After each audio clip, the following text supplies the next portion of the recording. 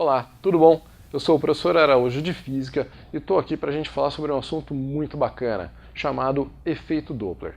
Para começar a falar sobre esse assunto, eu gostaria que você ouvisse um som e tentasse imaginar a cena do que está acontecendo. Vamos lá?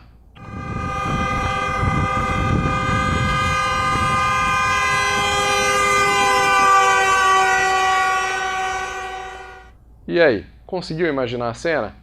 Provavelmente sim, porque pela sua experiência diária, você sabe que quando um carro passa por nós buzinando, você percebe uma diferença na frequência do som da buzina emitida por esse carro. Deve ter sido isso que você imaginou, não foi? Aposto que foi.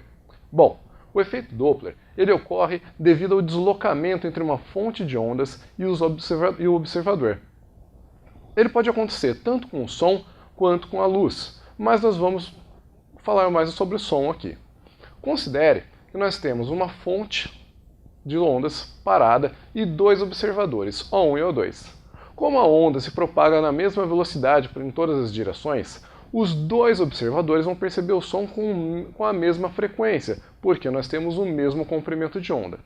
Já no segundo exemplo, quando ocorre um deslocamento da fonte sonora, pode perceber que existe um achatamento do comprimento de onda na direção do observador 2, de quem a onda está se aproximando, e um alargamento do comprimento de onda na direção do observador 1, de onde a onda está se afastando, de onde a fonte está se afastando.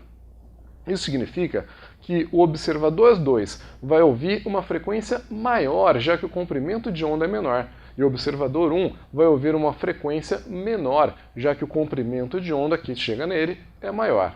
Portanto, quando ocorre aproximação entre a fonte de ondas e o observador, ocorre também um aumento da frequência percebida pelo observador.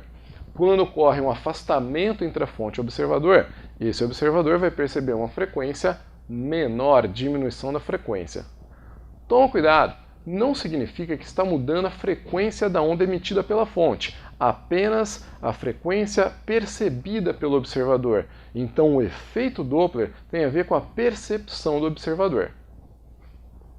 A equação que relaciona a frequência percebida pelo observador com a frequência emitida pela fonte é essa aqui. A frequência percebida é igual à frequência da onda emitida pela fonte, multiplicada por esse termo, velocidade de propagação do som, mais ou menos a velocidade do observador, dividido pela velocidade de propagação do som, mais ou menos a velocidade da fonte.